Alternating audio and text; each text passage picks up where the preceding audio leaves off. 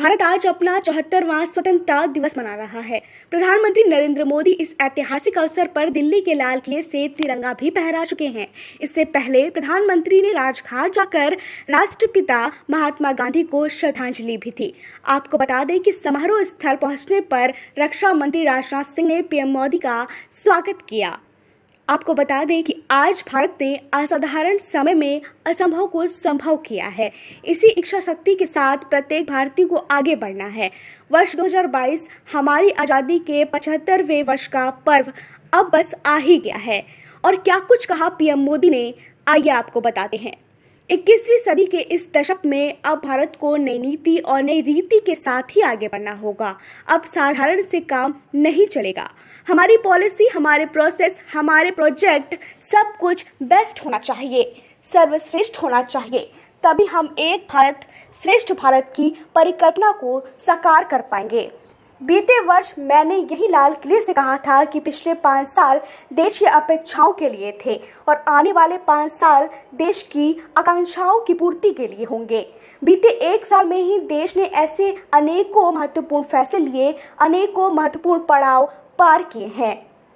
आगे उन्होंने कहा कि हमारे देश में 1300 से ज़्यादा आइसलैंड हैं। इनमें से कुछ चुनिंदा आइसलैंड को उनकी भौगोलिक स्थिति को ध्यान में रखते हुए, देश के विकास में उनके महत्व को ध्यान में रखते हुए नए विकास योजनाएं शुरू करने पर काम चल रहा है। देश की सुरक्षा में हमारे बॉर्डर और कोस्टल इंफ्रास्ट्रक्चर की भी बहुत बड़ी भूमिका है। हिमालय की चोटियां हो या हिंद महासागर के द्वीप, आज देश में रोड और इंटरनेट कनेक्टिविटी का अभूतपूर्व विस्तार हो रहा है। तेज गति से विस्तार हो रहा है। भारत के जितने प्रयास शांति और सौहार्द के लिए हैं, उतनी ही प्रतिबद्धता अपनी सुरक्षा के लिए, अपनी सेना को मजबूत करने की है।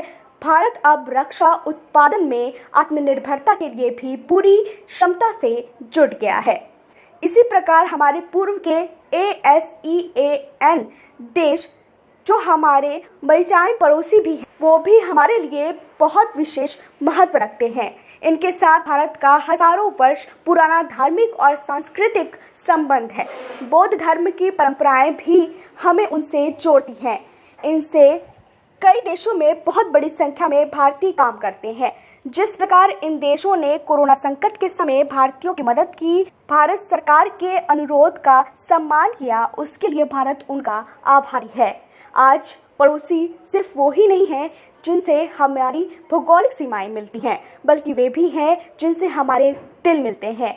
जहां रिश्तों में समरसता होती है, मेलजोल रहता है। भारत की संप्रभुता का सम्मान हमारे लिए सर्वोच्च है। इस संकल्प के लिए हमारे वीर जवान क्या कर सकते हैं, देश क्या कर सकता है, यह लद्दाख में दुनिया ने देखा है।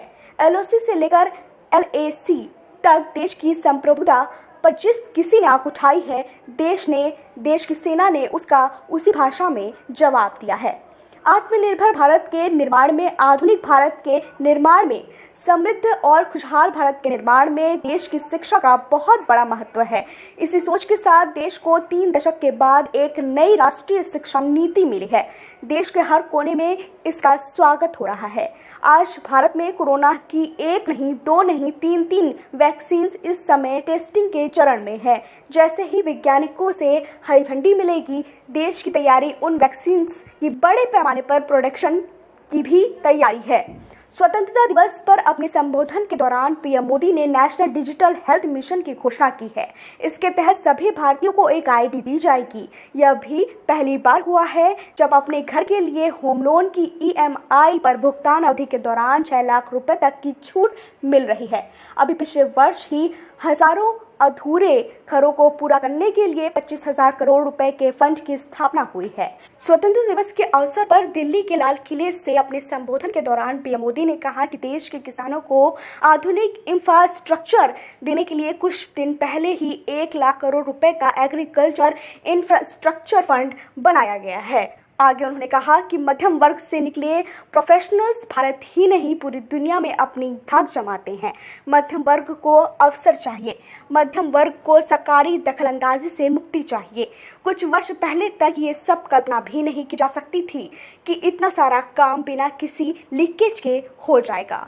गरीब के हाथ में सीधे पैसा पहुंच जाएगा। अपने इन साथियों को अपने गांव में ही रोजगार देने के लिए गरीब कल्याण रोजगार अभियान भी शुरू किया गया है। हमारे यहाँ कहा गया है, किसी समाज, किसी भी राष्ट्र की आज़ादी का स्रोत उसका सामर्थ्य होता है और उसके वैभव का, उन्नति, प्रगति का स्रोत उसकी श्रम शक्ति होती है। इस शक्ति को इन रिफॉर्म्स में और उससे निकले परिणामों को देख रही है। बीते वर्ष भारत में FDI ने अब तक के सारे रिकॉर्ड तोड़ दिए हैं। भारत में FDI में 18% की बढ़ोतरी हुई है। यह विश्वास ऐसे नहीं आता है। स्वतंत्रता दिवस के अवसर पर PM मोदी ने ये सब कुछ कहा। PM मोदी ने कहा कि वन नेशन वन टैक्स बैंकों का मैनेजर आज देश की सच्चाई है। आज दुनिया की बहुत बड़ी बड़ी कंपनियां भारत का रुख कर रही हैं। हमें मेक इन इंडिया के साथ साथ मेक फॉर वर्ल्ड के मंत्र के साथ आगे बढ़ना है। आज दुनिया इंटरकनेक्टेड है, इसलिए समय की मांग है कि विश्व की अर्थव्यवस्था में भारत का योगदान बढ़ाना चाहिए। इसके लिए भारत को आत्मनिर्भर बनना ही है। जब हमारा अपना सामर्थ्य होगा तो इस दुनिया का कल्याण भी कर पाएंगे। आज देश अनेक नए कदम उठा रहा है, इसलिए आप देखिए, स्पेस सेक्टर को खुला कर दिया। देश के युवाओं को अवसर मिल रहा है। हमने कृषि क्षेत्र को बंधनों से मुक्त कर दिया। हमने आत्मनिर्भर भारत बनाने का प्रयास किया। आखिर कब तक हमारे ही देश से गया कच्चा माल सामान बनकर भारत में लौटता रहेगा? इसलिए हमें आत्मनिर्भर बनना ही होगा।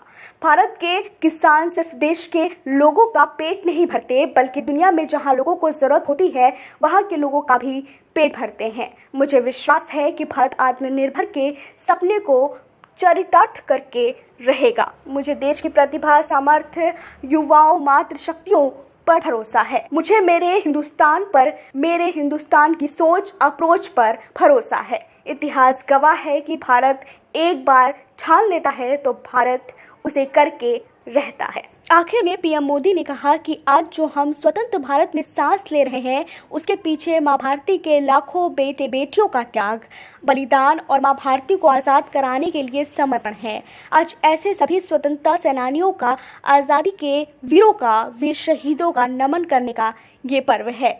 साथ ही साथ उन्होंने कोरोना के इस असाधारण समय में सेवा परमो धर्म की भावना के साथ अपने जीवन की परवाह किए बिना हमारे डॉक्टर्स, नर्सें, पैरामेडिकल स्टाफ, एम्बुलेंस कर्मी, सफाई कर्मचारी, पुलिस कर्मी, सेवा कर्मी, अनेकों लोग 24 घंटे लगातार कर रहे हैं की बात कही।